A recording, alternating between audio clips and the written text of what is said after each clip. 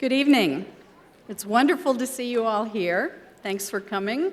I'm Lee Bell. I'm director of the Education Program at Barnard. We certify Barnard and Columbia undergraduates who want to teach. We help train them to be good teachers, and they graduate with certification and experience working in public city classrooms here. I'm also on the committee that planned and is carrying out this For the Public Good series, and I want to tell you a little bit about it as background for those of you who may not have been here for the inaugural event in the fall. But can I see a raise of hands of people who were here for that panel? Okay, so a few, that's great. If you missed it, you can watch it on our website, www.barnard.edu/education, and click on For the Public Good inaugural panel. I'm going to tell you a little bit about it. So For the Public Good is a series that was created by a group of faculty at Barnard from programs across the campus who are interested in exploring the topic of the public good from a range of disciplinary and interdisciplinary perspectives. Our goal for this series is to shine a critical light on repeated assertions by politicians and business people and others that public institutions and services are bloated, inadequate, inefficient, incompetent, and that privatization and market-driven reforms are more cost-effective and efficient ways to manage public institutions. At a time when the market has been so spectacularly ineffective in monitoring its own domain of banking, finance, and business, we believe that the assumption that market mechanisms are superior to democratic oversight and management of public goods is worthy of serious scrutiny.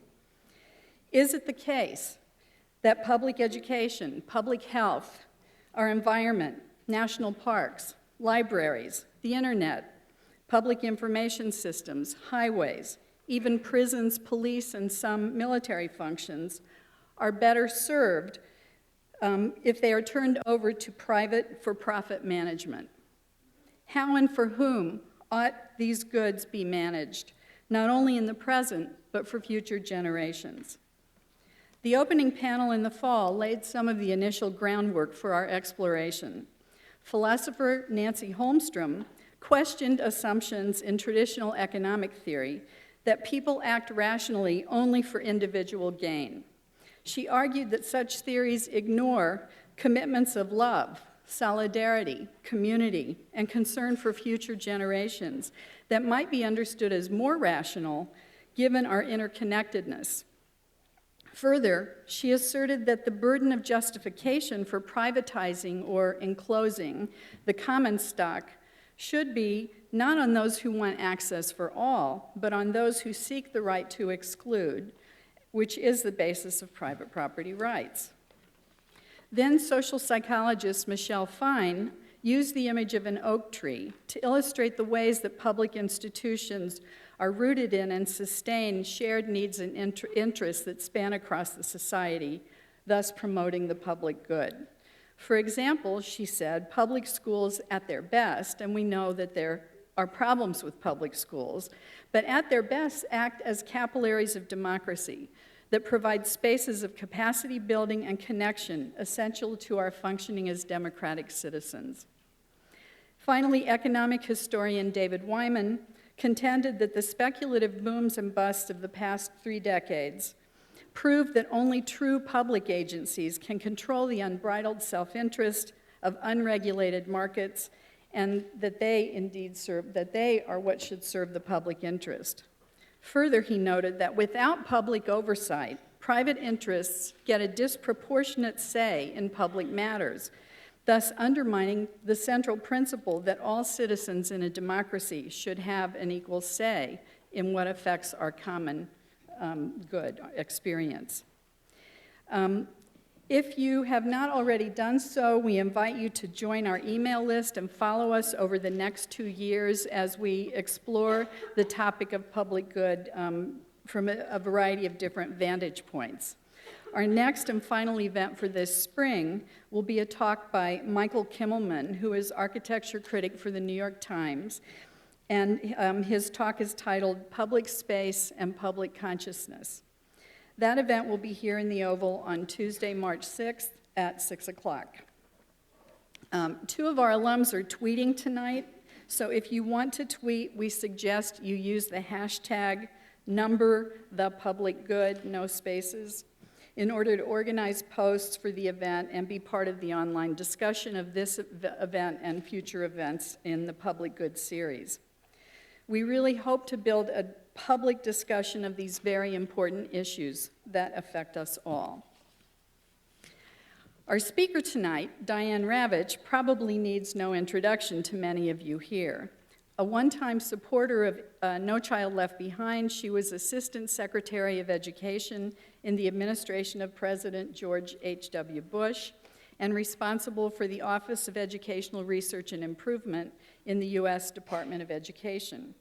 Her most recent book, The Death and Life of the Great American School System, How Testing and Choice Are Undermining Education, on sale outside, traces her career in education reform and the factors that led her to repudiate positions that she once staunchly advocated. A native of Houston, Ravitch is a graduate of the Houston Public Schools. She received a BA from Wellesley and a PhD in history from Columbia University. As a historian of education, she currently holds the position of Research Professor of Education at NYU. She's a prolific writer, author of over 20 books and hundreds of articles. Her books have been translated into many languages, including Chinese, Arabic, Spanish, Swedish, and Japanese.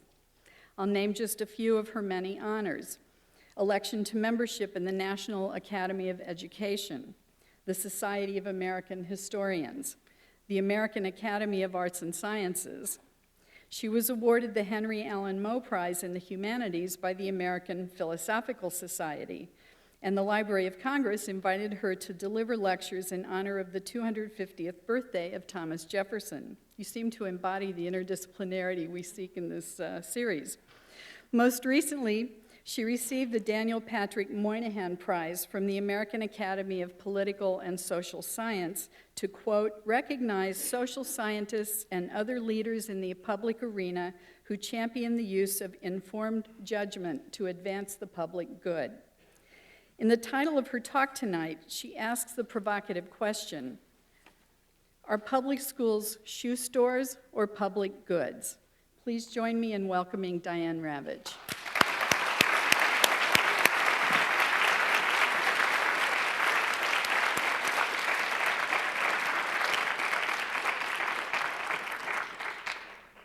Thank you so much, and thank you for inviting me to Barnard.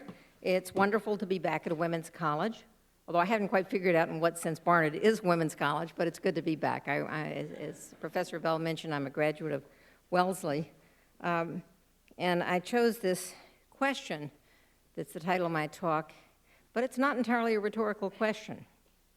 I left the very conservative Hoover Institution after debating this very issue. I realized that my differences with Hoover and my colleagues had become irreconcilable. One of my conservative colleagues insisted that anything that had the adjective public in front of it was bad. He said, who would go in public transit if they had a private car? Who would go into public housing if they could afford an apartment or a house of their own? And we didn't agree. And at one point, we were having this debate in front of an audience. I turned and said, how many people here are graduates of public schools? And the overwhelming majority held their hands up. And I thought, this is not working for me. So that was one of many, many incidents that led to my rupture with some of my former colleagues. The question arises, however, about what's public about education, because today there is this very powerful movement that is demanding the closing of public schools, and in many cases replacing them with privately managed schools. This movement has the support of major foundations. It's very hard to find foundations that are not supporting this movement. It also has the support of the U.S. Department of Education, a significant number of hedge fund managers from Wall Street, and various assorted billionaires and right-wing cranks.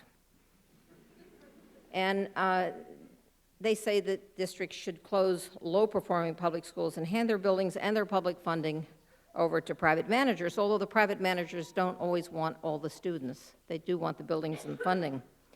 I've come to think of it as something of a raid on the public sector. It's become very commonplace to see districts closing public schools. I was Googling closing public schools the other day, and there are so many thousands of hits, I don't know where even to begin. There are, as more and more schools are closing, more and more parents are protesting. They're protesting in Chicago, they're protesting in New York, they're protesting in many places, but very often no one listens. We're treating public schools like shoe stores. We're treating the test scores of public schools as the profits or losses. If the schools don't make a profit, we close them. And if they don't make a profit, their employees are no good. If the employees can't make a profit, they should be fired. And if the stores don't make a profit, they are a failing shoe store, so the store has to close. But public schools are not shoe stores. They are essential public services. It's the obligation of public officials, especially those who are in charge of the schools, to give them the help they need to improve. But we're in this weird period where the people who are in charge of the public schools in many, many districts are blaming the people at the bottom and taking no responsibility for improving the schools they're responsible for. Accountability only falls at the bottom. It never migrates to the top. So we have this strange idea that public schools should be governed by a business model, and that schools that have low test scores are failing schools, and that there can be no excuses for low test scores. Part of the assumption of those who say this is that anyone can do the job. There's no particular training needed to be a teacher because the job is so simple. It's just to raise test scores. It's just to drill the students again and again to be able to answer multiple choice questions and pick the right box. So, of course, we are judging the employees by how many shoes they sell, not by their experience, not by the difficulty of the assignment. They have to sell shoes or be fired, and teachers have to raise test scores or be fired. Now, I begin to think of that story that we've all heard about the frog put into a pot of cold water, not realizing that the fire is on underneath it. And by the time his water is boiling, it's too late. At no point in our history until now has schools been closed because they had low test scores. Low test scores was a reason to do something about helping the school, not about closing it. But we don't do that anymore. We now have had 10 years of No Child Left Behind. No Child Left Behind had as part of the law that the ultimate punishment for a school with low scores is to close it. Just in the past year, more than nearly 2,000 public schools were closed. This is unprecedented. Many more will follow. In New York City, under the regime that looks very much like No Child Left Behind, called Children First, 117 schools had been closed up to this past year. By September, it'll be close to 150. Again, this is unprecedented in the history of the New York City school system. Once in a while, a school would close because of under-enrollment, but never because of low test scores. Now New York City is beginning to close some of the new schools that replace some of the closing schools. It starts the clock over because it takes them 5 years to be labeled a failing school. We're playing a kind of musical chairs with education, a kind of shell game, because when a school closes, the new schools don't want the low-performing kids. And so the principals engage in whatever strategies they can dream up to push those kids off on some other school that will be the next in line to be closed. No one wants to take responsibility for the children who have disabilities, for the children who don't speak English, can't read English, because they drag the scores down. Why not find out why the schools are struggling and provide the help and resources they need to help their children? That seems too hard, and yet that's obviously what we should be doing. So instead, in this city and now in many other cities and across the country, the leaders are promoting charters. In this city in particular, and in a few others, including Los Angeles, there's this concept called co-location. It used to be called charter invasion. Now it's called co-location. But, a lot of these problems could be avoided if the charters just got their own space. So many of them in this city have very, very wealthy supporters. They have billionaires on their boards. They have hedge fund managers who could easily rent or buy property in distressed neighborhoods. But instead, they insist on taking public space away from public schools, creating almost an apartheid-like situation. And I've had many journalists call me and say they've been into buildings and they've seen that the charter children have so much better resources, so much nicer facilities. How can this happen, that there is this separate and unequal situation under the same roof? And then you have a situation, as we see in many parts of the city. I was up in the Bronx a few months ago, and I looked at the charter enrollments there. Half as many children with language issues, ELLs, in the charters as in the regular public schools. Half as many kids with special education needs in the charters. That's not fair. That's putting a disproportionate burden on the regular public schools. And when you do this kind of skimming, it's not fair to Crow that you get better results. It's just not fair to the public schools. So much of the animosity towards the charters in this city would disappear if they avoided co-location, but they seem to relish the battle. In the neighborhood that I live in Brooklyn, a charter school has come into Cobble Hill, and the community didn't ask for it, didn't want it. They've rallied by the hundreds, by probably many more than hundreds. They want their local public schools. And so when the hearing was held by the Department of Education, they moved the hearing to Corona, Queens. And there was no co-location on the agenda for Corona, Queens, or any place in Queens. The only co-location issue was Cobble Hill, Brooklyn.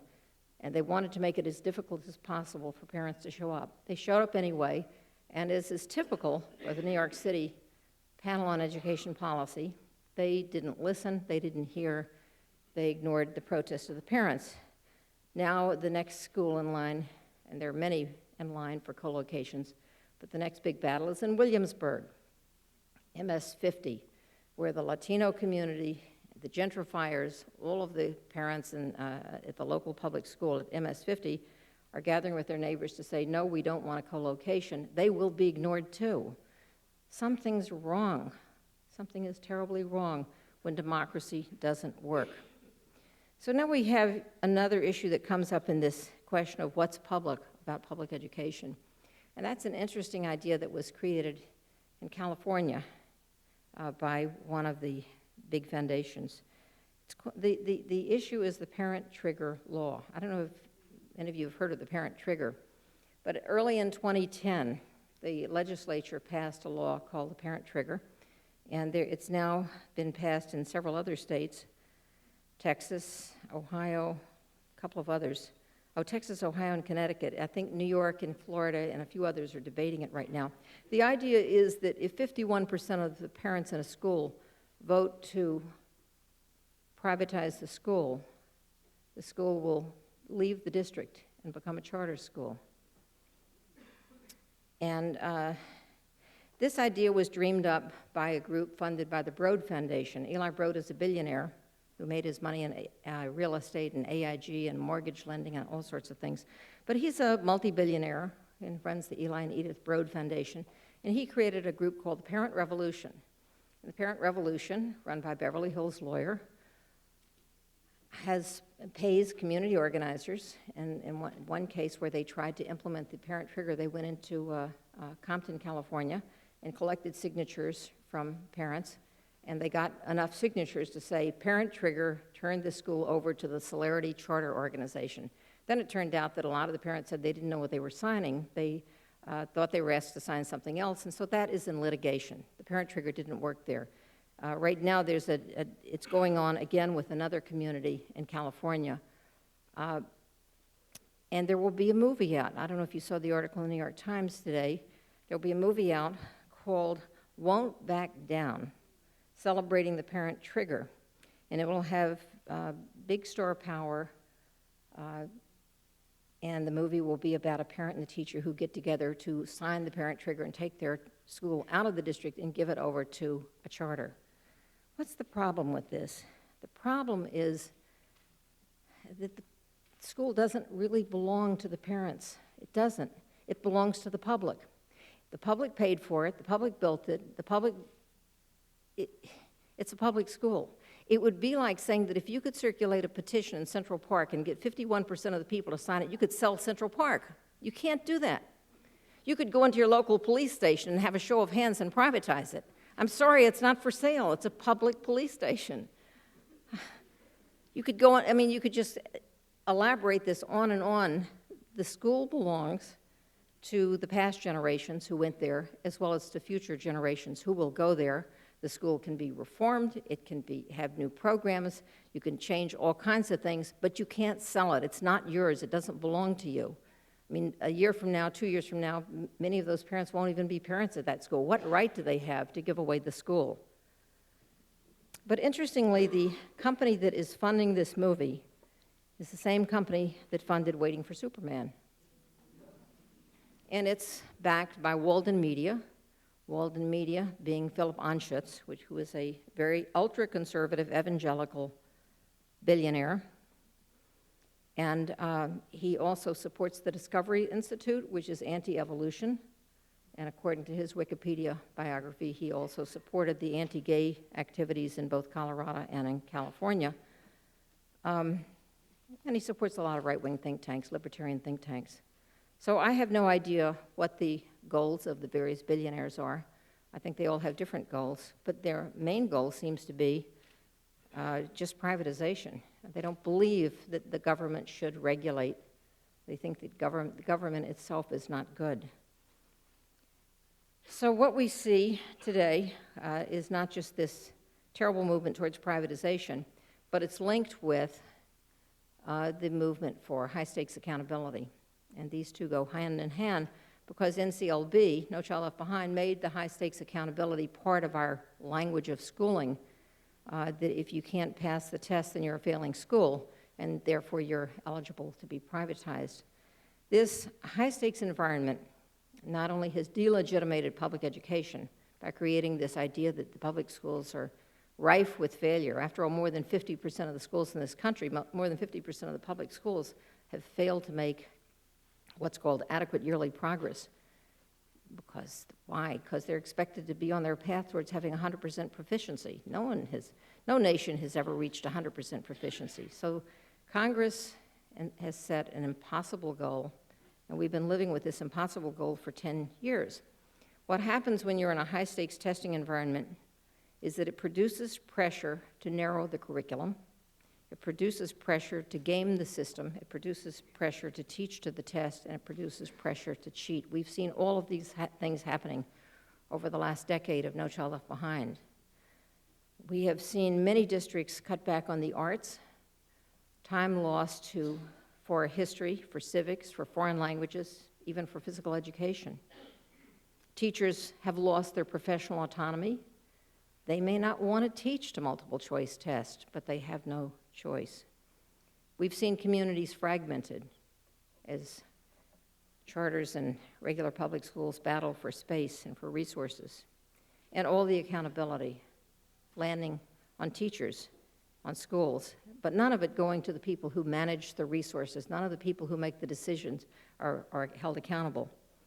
Edwards Deming, who wrote about business and who was the great guru of the Japanese economic revival, said that accountability should weigh heaviest on those who create and control the system, not on those who've been tasked with implementing ill-conceived plans.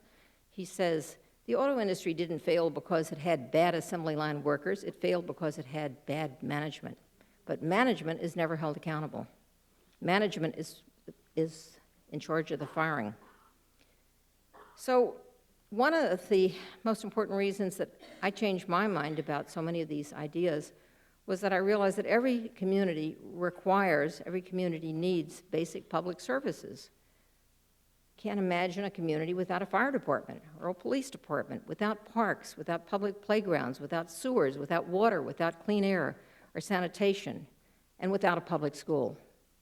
And yet many of our communities are heading in a direction of privatizing libraries and also privatizing their public schools. So my view is we must not sell off or give away or privatize basic public services. Yet we are currently trapped in this national mindset of standardization, privatization, and deprofessionalization. Our public policy, which is now driven not just by No Child Left Behind, but also Race to the Top, is imposing norms and rules and regulations on schools that are antithetical to the culture of schools. So No Child Left Behind says that, if you don't meet your goal, or if you're not on track to meet that goal of 100% proficiency, the ultimate sanction is the school may be taken over by the state, and I have yet to hear of any state takeover that led to a successful school turnaround. It can be turned into a charter school, or the school can be closed. None of these ideas is based on any evidence. Remember, the law was passed by Congress in 2001, signed into law in January of 2002. There was no evidence for any of these as remedies for low-performing schools. Race to the Top is unfortunately No Child Left Behind on steroids, or NCLB 2.0. No Child Left Behind holds schools accountable. Race to the Top holds schools and teachers accountable. Race to the Top had something like $5 billion, I think by now it's even more, to hold competitions in which if states wanted to get a piece of that funding, they had to agree to lift the caps on charter schools so there would be more privately managed schools. They had to agree to evaluate teachers by the test scores of their students. They had to agree to adopt Common Core standards, and they had to agree to transform schools by firing the staff or closing the school. That's some way to transform the school, isn't it? And of course, it encourages merit pay. Now, what you may or may not be aware of is that charters are no more successful on average than regular public schools. There have been study after study that show some charter schools get very high test scores, and that seems to be the only way we measure school success these days. In some schools, some charter schools do an excellent job of whatever it is they choose to do, but some schools or charter schools succeed because they're skimming the most successful students and having high attrition of low-performing students. But on average, charters don't get better results, and there are many terrible charter schools, and not very many of them are closed, despite the fact that they have a charter that says they should be closed when they're not able to meet their performance goals. The only thing worse than charter schools, though, because charter schools on average are no different from regular public schools in terms of the test scores, but there is something even worse, and that's virtual charter schools. Virtual charter schools are an abomination because they're for profit, and they get terrible results. Not only do they have horrendous test scores, they have horrible graduation rates. There have been exposés of the K-12 chain in both the Washington Post and the New York Times that affected the stock price of K-12, but the CEO of K-12 was paid $5 million last year, just like a regular superintendent of schools. And the virtual charters will continue to expand because you cannot, or at least I cannot, open my computer without finding an ad for a virtual charter school. Fortunately, I have no children to give them. Teacher evaluation is a quagmire, and you only had to look at the deal that was struck just this past week in New York State to see what a mess it is. In New York State, nearly 1,500 principals signed a petition, about a third of all the principals in New York State, saying this evaluation agreement that you're about to enter into is wrong. It will demoralize our staffs. It will lead to teaching to the test. It will cause many good educators to be called ineffective who are very good teachers. And they asked the state, please pilot it somewhere before imposing it. And their petition, with I think over 1,400 or so names on it, was treated as one voice, just one. So they had one voice from 1,400 principals. Now the agreement is that 40% of a teacher's evaluation will be based on test scores. 20% on the state scores, and 20%, the additional second 20% may be state scores or some other scores. But what the agreement says is that a teacher who's found to be ineffective on the 40% cannot be found effective overall, meaning that the 40% equals 100%. And if you're ineffective 2 years in a row, you will be fired. Who's going to replace the teachers? I mean, this is an insane proposition. Now, the testing experts, whether you look at Linda Darling-Hammond, Edward Hartle of Stanford, Jesse Rothstein from Berkeley, and Robert Lynn, Eva Baker. I could go on with names and names of testing experts. What they say is that this method on which the state is banking, on which Race to the Top is banking, called value-added assessment, is unreliable, it's inaccurate, and it's unstable. A teacher who is effective one year may be ineffective the next year. A teacher who's in the bottom quintile one year may be in the top quintile the next year. What they say is that the value-added assessment says more about whom you teach than teacher quality, that your effectiveness will reflect what kind of a class you get. If you're teaching English language learners, you're not likely to get big value added, meaning the test scores will not have big leaps. If you're teaching children with disabilities, you will not see big value added. If you're teaching very gifted kids, you will not see big value added. So if you're smart, you're going to go teach in an affluent suburb and teach ordinary kids and avoid the kids with the greatest needs. This is so stupid, I don't even know how to begin to describe it. What this does is, obviously, it promotes teaching to the test. If you don't teach to the test, you'll be fired. I have a weekly blog at Education Week called Bridging Differences that I share with Deborah Meyer, and I wrote about the evaluation pact in New York State today, and one of the respondents, one of the comments came from someone who said, let me tell you how stupid these questions are. One of the questions on our state test showed a photograph of Celia Cruz getting an award at the Grammys and holding up her Latino Grammy Award, and the question was, what does this photograph tell you? And she said, I would have guessed the correct answer was, Celia Cruz has gotten a lot of awards. But they said, no, the correct answer was, she has a stylish personality.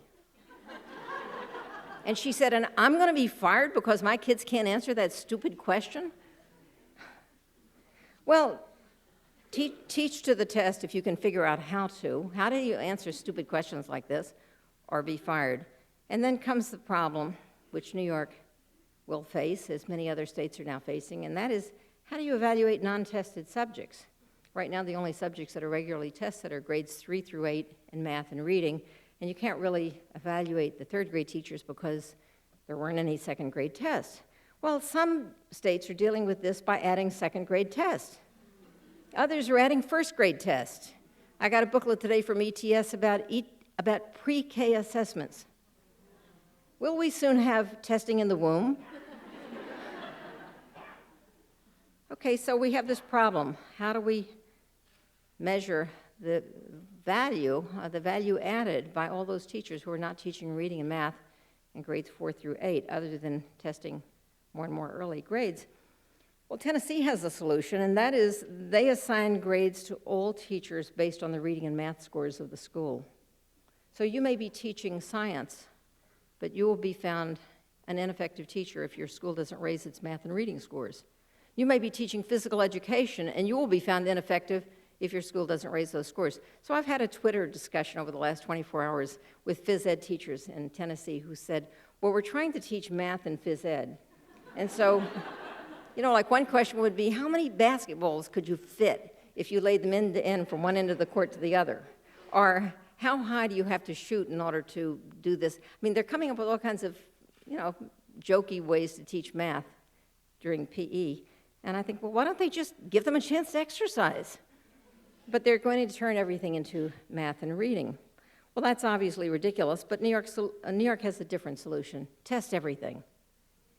And so districts have been told that they must develop assessments for the arts and for physical education and for history and for civics and for everything.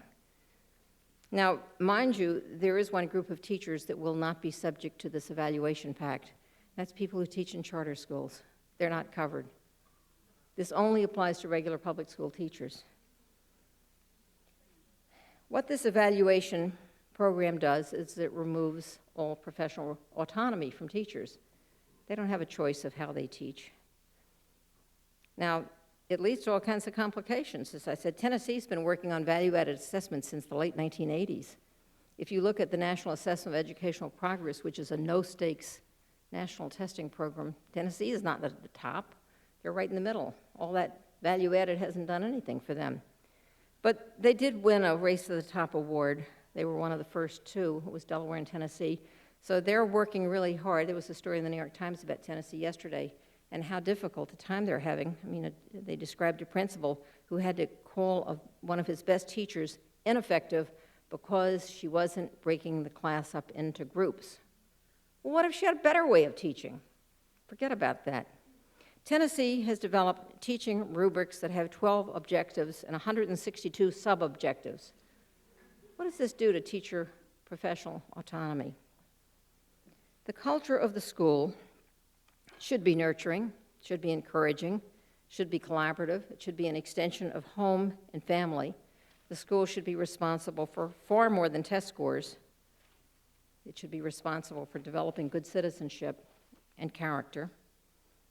But policy is now trying to make schools not just shoe stores, but factories, maybe shoe factories, where the supervisors strictly monitor and grade and evaluate whatever teachers do, and all teachers are expected to teach the same content with the same methods, with the same outcomes. What we're doing now is actually not at all 21st century. What we're doing is pure Taylorism. And I don't know if any of you know who Frederick Winslow Taylor is. He is the creator of the scientific efficiency methods of the early 20th century. He conducted very extensive time and motion studies to devise the one best way to figure out how many minutes would it take for a man to carry X number of bricks.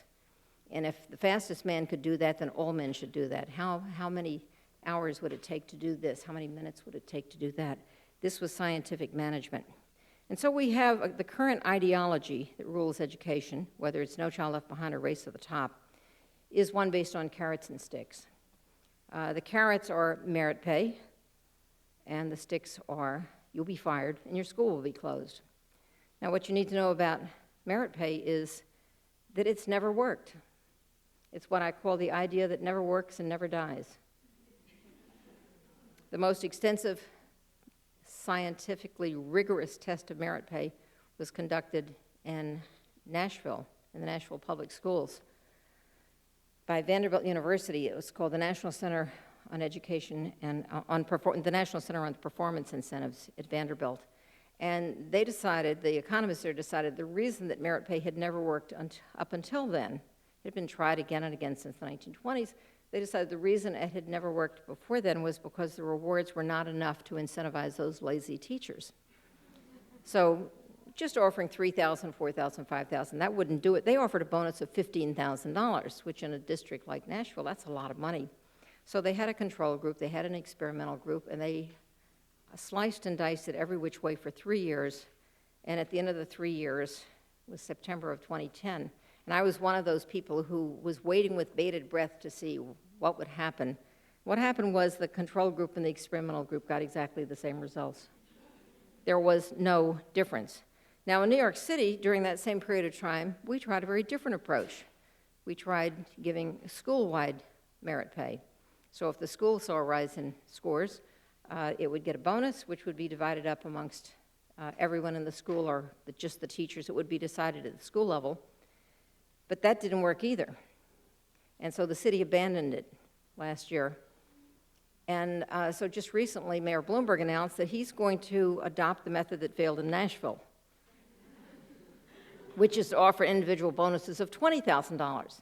Now, I ask you, whether we're talking about New York City or any other place in the country, at a time of budget cuts when teachers are losing their jobs, how do you pay bonuses to some and fire others? Where does the money come from to do this thing that never works? And, you know, in a way, I don't even care if it worked, because what would it mean to work? It would mean that kids had been drilled and drilled and drilled to pick the right 1 out of 4 boxes. What we're doing now is not 21st century. There is a new kind of cognitive psychology that you should know about. And what the new cognitive psychologists say is that people are not really motivated by carrots and sticks. They're not donkeys. People are motivated by idealism, by a sense of purpose, and by a sense of professional autonomy. So the very thing that we're discouraging is what works. But that's why merit pay never works, and that's why these teacher evaluation schemes won't work. Teaching is personal, it's idiosyncratic. Yet now we are using these policies to standardize teaching in ways that don't work. Indeed, there is no evidence whatever for tying teacher pay to student scores. There's no high-performing nation in the world that's doing what we're doing. We're not copying Finland, we're not copying Japan, we're not copying Korea or Canada or any other high-performing nation. We're just making this up out of whole cloth. So when a state passes a law saying that 50% of a teacher's evaluation will be based on student scores, or in the case of New York, 40%, or in the case of other states, 30% or 12% or 99%, it makes no difference. It has no basis in fact. It has no basis in evidence. It's never been done. It makes no difference. It's ridiculous. Did I make my point?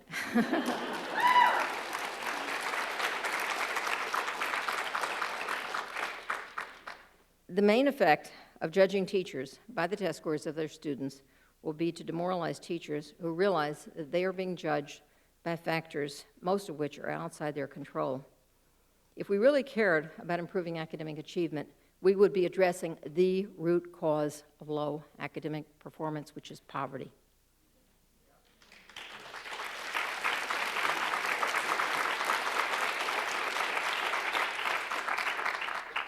Every testing program in the world reflects socioeconomic status. Whether you're talking about the ACT or the SAT or the National Assessment of Educational Progress or state scores or international scores or scores in individual nations, they reflect socioeconomic status. The gaps between groups are narrowest where there's the least poverty. Where there's a lot of poverty, the gaps are wide. In our country, more than 20% of the children in this country live in poverty. This is a scandal. We are number one in the world in child poverty amongst advanced nations. We always wanted to be number one. That's the wrong place to be number one. Some poor kids, of course, do succeed, and some rich kids do fail, but the odds are stacked in favor of those who are affluent.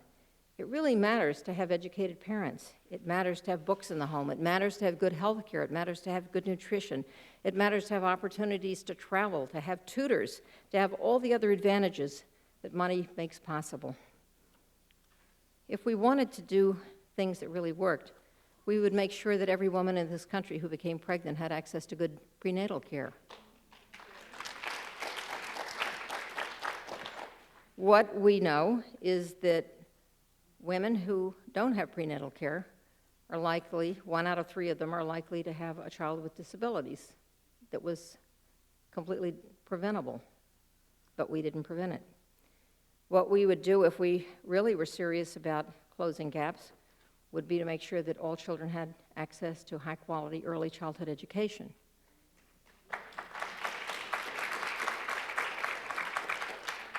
We would insist that every school has a rich curriculum, one that has the arts in every school. We would demand that children have assessments that are not bubble tests, but that are tests or assessments that ask them to demonstrate what they know through performance, through writing, through activities, not just picking 1 out of 4 bubbles. I had an email exchange today with a friend of mine who's a very wonderful and rigorous social scientist. We were debating the value of standardized tests, and I finally concluded in utter desperation, they rot the brain. Because think of it, year after year after year of selecting 1 out of 4 bubbles as right, what does that do to you? What does that do to your way of thinking about the world, about your ability to consider decisions? There are not always 1 out of 4 choices. There's not always a right answer. Sometimes, usually you're dealing in shades of gray. And we're not teaching young people to deal in shades of gray. 21st century education would value creativity, would value divergent thinking. Standardized testing does not value divergent thinking. It punishes divergent thinking. 21st century thinking would value innovation and creativity, idealism, not just for students, but for teachers as well. So are public schools shoe stores? Of course they're not. But our policymakers treat them as if they were. They think they can be open and closed repeatedly. They don't care that public schools may well be the anchor of their community. They don't care when students and parents and the local community demands to keep their school open. They close it anyway. Current policy strikes at one of our most important democratic institutions. No child learns to read because his school was closed. No achievement gap is closed by closing schools. We're on a path now that is destabilizing communities and actually undermining the teaching profession. I can only hope that parents and students and teachers and future teachers and community leaders and everyone else will raise their voices again and again in every possible forum and say, no, we can't do this. We will resist. We won't let it happen. Don't let them privatize our most basic public services. We must insist that every neighborhood has a good community school that meets its needs, and that every public official who's put in charge of public education has an obligation to support that goal. Thank you so much.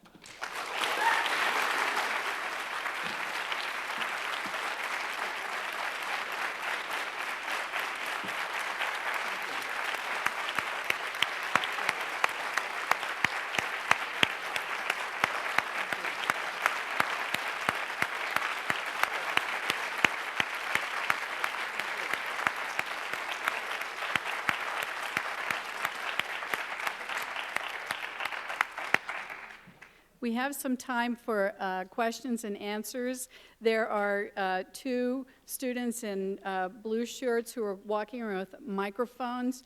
Please wait until you get the microphone so that we're taping this so that we get all the questions.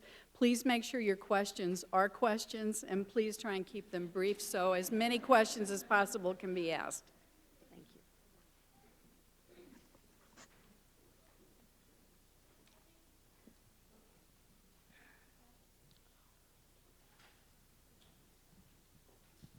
Hi, I'm a public school teacher, and I agree with everything you said. You were speaking about the idiocy of current standardized testing. To you, is there any indication that Common Core standards will be tested in a more intelligent way? Well, what I should mention about the Common Core standards is this. Tom Lovelace of the Brookings Institution just issued a report the other day, the Brown Center on Education at Brookings, where he said that there is no likelihood that Common Core standards are going to improve achievement. And he did this by looking at the states that actually have excellent standards and said having excellent standards doesn't lead to higher achievement. Look at California. California has, I mean, at one end of the scale, you have Massachusetts has excellent standards, California has excellent standards, Massachusetts has high achievement, California has absolutely abysmal achievement. Standards are not, themselves don't raise achievement. What's happening in many places is that the standards are being used as a kind of an excuse to do nothing else. I know I've heard top officials in this city say, oh, well, just you wait and see when the Common Core standards come, everything changes. No, there's not the money to implement them. There's not the money for professional development. And even if there were, they might actually widen the achievement gap if they're sufficiently rigorous. So this is going to be, my biggest beef with the Common Core standards is they have never been willing to pilot test them anywhere. And we have some wonderful words on paper that have never been tried.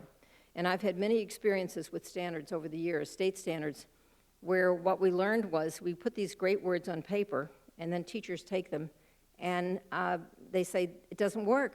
It doesn't work to do this in 5th grade. It belongs in 7th grade. It doesn't work to do it in 7th grade. It belongs in some other grade. And you figure out too much content here, too little there. It's wrongly put. Teachers tell you by implementation whether it works, and they have not been willing to do that kind of field testing. Instead, we're field testing 45 states simultaneously, which is absurd, and there is no mechanism for revising these standards. So I have grave concerns about whether it'll simply come and go as one more interesting idea that was never fully thought out.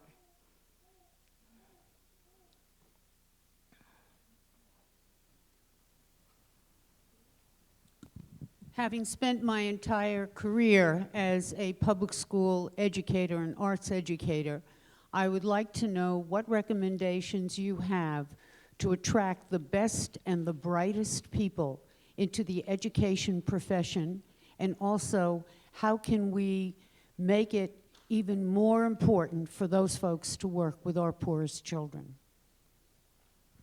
Well, I assume you all heard the question. Right now, public policy is doing everything possible to discourage people who become teachers and to demoralize them.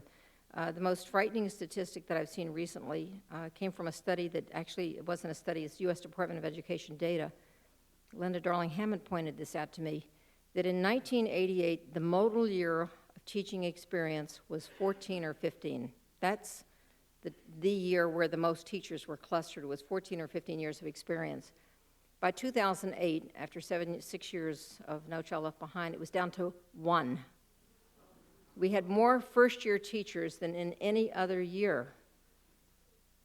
And there is accumulating evidence, again and again, that No Child Left Behind has been incredibly discouraging to teachers who feel that they can't express their creativity, don't have the professional autonomy.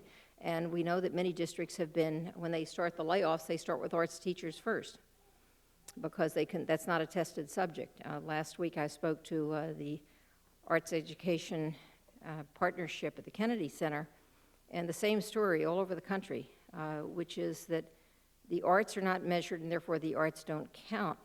But we know that kids don't come to school hoping to be tested. They will, on the other hand, come to school eagerly to sing or to dance or to be part of the band or the orchestra. They will come because the arts engage their soul in a way that testing never can.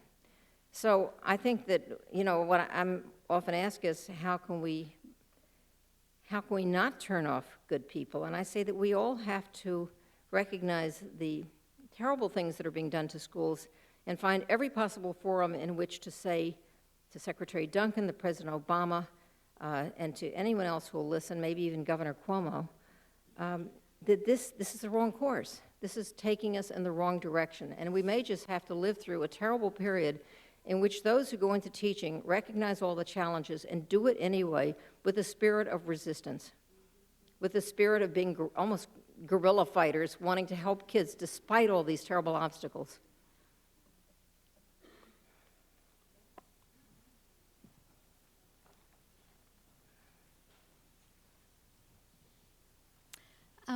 You probably know that billions of dollars are being spent on education technology, I guess led by Karen Cater, the Director of Education Technology at the Department of Education. Do you think this is going to exacerbate all the problems that you addressed, privatization, dependence on major corporations like Apple and Google? Well, my biggest concern about technology is not that it will be used in the classroom, but that it will be used to replace teachers. And what I see, for instance, with Rupert Murdoch going into selling educational technology, and with other big business companies saying they see a market, they look at education and they see a market for virtual learning, and that kids can sit home and learn. And we know by now, the evidence is very clear, children do need to interact with other people. They need to interact with other students. They need to interact with the teacher. And there will be a big move on in the technology sector towards online learning at home, online learning where the child never sees the teacher. Maybe the person monitoring the screen may be in another country, maybe in a barn somewhere in another state, maybe monitoring 50 screens, 100 screens, 500 screens. One never knows. That's not good for our country. And so that's my concern about technology, is that once the profit motive gets locked in, then people stop looking at the children and start thinking about the bottom line, and the bottom line is about money. It's not about kids. So I would be concerned about this, but I would mainly be concerned about it if we think that technology is a replacement for human beings. It's not.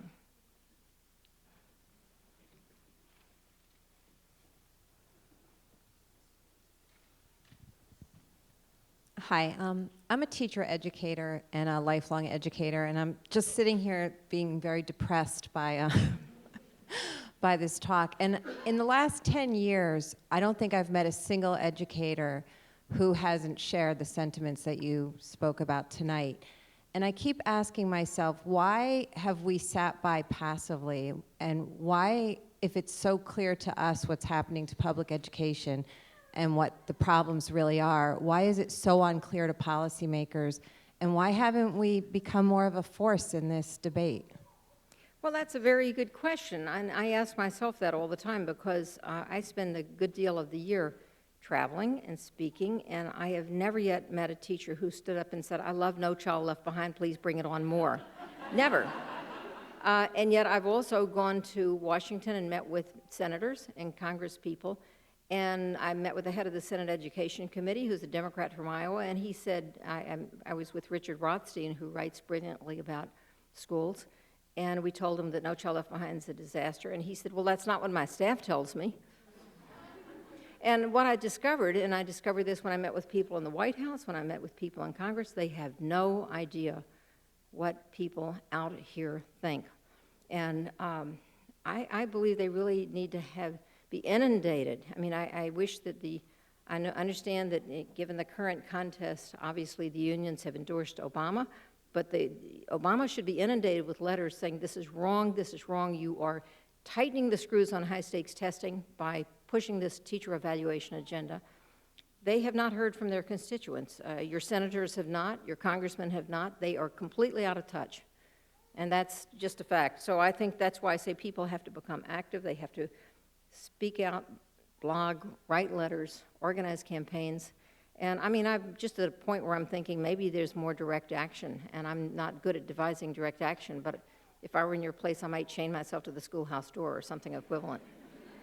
I'm too old to do that now, I'm sorry.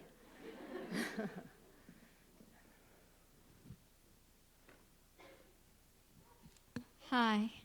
I'm not an educator, but I'm the sister of a public school math teacher who was brutalized by his principal last year and I frankly wrongly fired.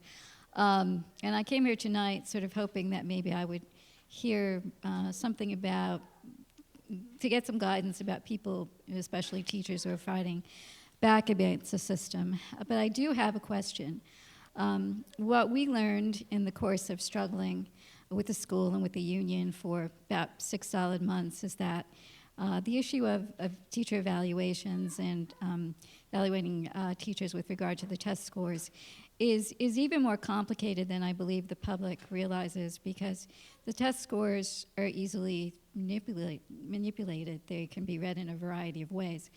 But anyway, my question is this. You haven't mentioned differentiation yet tonight, and as the sister of a public school teacher who tore his hair out last year trying to figure out how he was going to balance out teaching to the standards or the needs of differentiation versus teaching to the needs to get his students to pass their tests and get good scores. He couldn't figure out how to relate those two things. Could you talk a little bit about that and whether you think that there is an inherent flaw in trying to put those two things together? Well, the current regime does not, it talks about differentiation, but actually does not accept differentiation. And the thing that I think is important to understand about standardized testing is that people think it's an objective measure, and our society right now has what I would consider to be an addiction to data. And you made a very good comment, which is that data is actually easily manipulated. And I often think about some of the triumphs of data of our time. Think Bernie Madoff. Think Enron. Think WorldCom. I mean, you can just go through all these companies that looked magnificent in terms of their data right up until the day they went bankrupt. And the data can be manipulated, and it's not too difficult. But I made the point, as I mentioned, I blog on Education Week, and I made the point today in the blog that the only thing that's objective about the standardized test is the scoring of them, because they're scored by computers. But the making of them is totally subjective. That's why there's so many bad questions. And one of my experiences was to serve as a member of the National Assessment Governing Board, which oversees the national test, NAEP. And part of my job was that I sat on the committee that reviewed test questions in English and history and civics, and couldn't do math because I had trouble getting past the 4th grade test questions. But I found so many bad questions, and they had been vetted and vetted and vetted by committees, and yet they were bad questions because the questions were bad, the answers were ambiguous. And I remember one NAEP press conference about the National Civics exam, and there were about 200 people in the room, and I was there as a member of the governing board, and they had a PowerPoint showing examples of the test questions. One of the questions was, the opening was something like, we pride ourselves on being a democratic society, but not all of our institutions are democratic. Which of the 4 following institutions is not democratic? Well, the correct answer, according to what was put up on the screen over there, was the Supreme Court. And I got up and said, well, wait a minute. I mean, I wasn't supposed to say anything because I was just there as an observer. I said, wait a minute. When I was growing up in Texas, there were billboards all over the state that said, the Supreme Court is not democratic, signed the John Birch Society. So this is like some cranky right-wing idea. How did it get on the national assessment? If the Supreme Court, if it says in the Constitution that the Supreme Court will be appointed by the president subject to the approval of the Senate, that's democratic. Are you saying that everyone who's appointed is not a democratic appointment? It's ridiculous. Well, it was very embarrassing for everyone concerned, but... Yeah, and then just recently on the American history exam, I saw a question, and I thought, the question was something like, Martin Luther King was influenced by which of the following 4 people? And the first 2 people were somebody totally ridiculous. But the third was Jane Addams, and the fourth was Gandhi. And I thought, I know that the textbook wants you to say Gandhi, but am I sure that he wasn't influenced by Jane Addams? She was a pacifist, he was a pacifist. Trick question. I guess you have to give the textbook answer. But there will be questions often where the thoughtful, divergent thinker sees something that the test maker didn't, because the test maker is making a subjective judgment about what's right and what's wrong. And only the scoring is, as I said, computer-based, and even that's not even consistent. We saw in New York State in the year 2010, all the test scores were recalibrated because the state education department had gamed the system. They dropped the passing mark year after year after year. So even the scoring of the test can be wrong. So we're living in a world of data and manipulation and gaming the system and lies.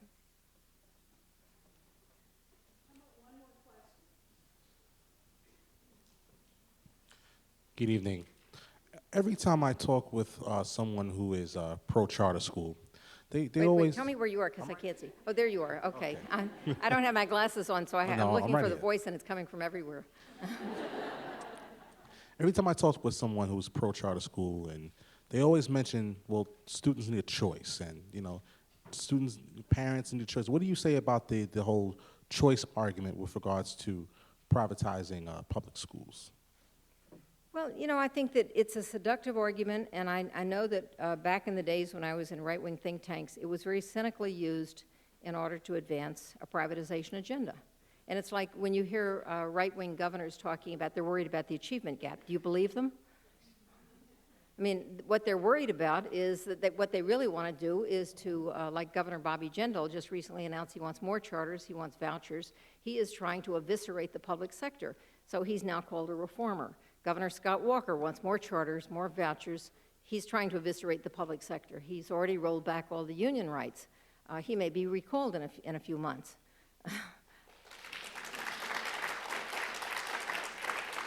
I think it's an appealing argument, but you got to bear in mind that even when all the charters are built out in this city, they will enroll 10% of the students, and nobody cares about the other 90%.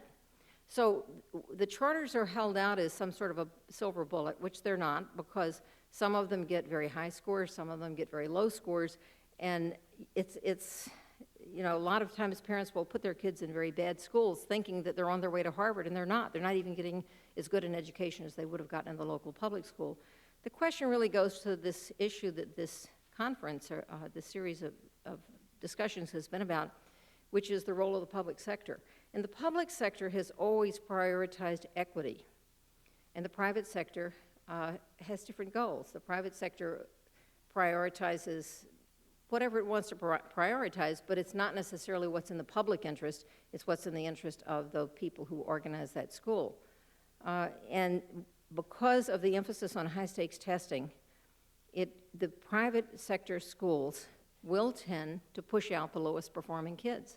They will tend to skim the highest performing kids. And ultimately, we may find ourselves in a situation as a nation where in many districts in this country, we have recreated separate but equal. we have recreated a two-track system in which the public schools become the dumping grounds for the kids that the charters didn't want. And that would be a tragedy. And I hear from friends in New Orleans that that's in fact what's happened there. So that would be a problem. Now let me say just one more thing before we close. I want to recognize my research assistant, Diana Seneschal, who did a superb job helping me with the book and the editing of the book. And also to mention that she has published her own book called Republic of Noise, which is a wonderful contemplation of what happens to a society when it loses solitude and the ability to think all by yourself. So I recommend her book, Republic of Noise, and I want to thank you for being such a great audience, and go out and fight for the public good. Thank you.